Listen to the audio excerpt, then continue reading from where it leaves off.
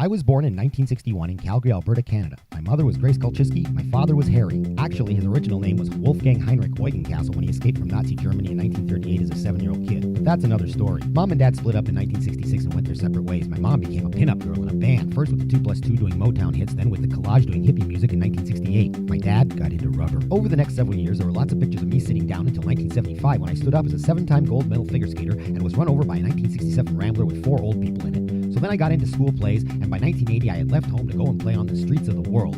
I got a gig as a mime introducing people to ATM cards and machines. I produced my own season of 4 shows and did a lot of teaching. I started building masks and puppets, then I met Christine, and together we were punk mimes. I produced more shows, and in 1982 I joined the Nebulous Rebels and did avant-garde performance in cafes and clubs. We opened a theater facility called the Ion Center and organized tours through art galleries. In 1984 I created the Cosmic Garbage Bin, which toured for 7 years in Canada and then later in Australia for 3 years, all the while collecting a great deal of enthusiastic reviews, critiques, and articles saying how great it all was. Then I changed direction and got into multimedia so that I could start walking around in front of video projections and wrapping myself up in paper. I created a dreamscape with some still figures called the Windwalkers and toured Indian communities. For phasers, I invented a moving acrobatic ladder. Precision explored rhythmic acrobalance and tumbling. In Edmonton, I opened the multi-purpose Rumpus Room Theater Laboratory. Reasonable Facsimile explored learning through personal computing before PCs and Macs had been invented. People said I was being weird. So I wrote Hotcha Schmarzinski, the one-man parade, and learned how to do a lot of tricks like setting fires and looking cool. I even did it on figure skates. After collecting more newspaper, I made a big dragon show and did an opera. Then I wrote Hotch's 3D TV and started traveling around the world to places like the South Pacific, Asia, and Europe. Then I went to Australia and I won Best Act at Coffs Harbour.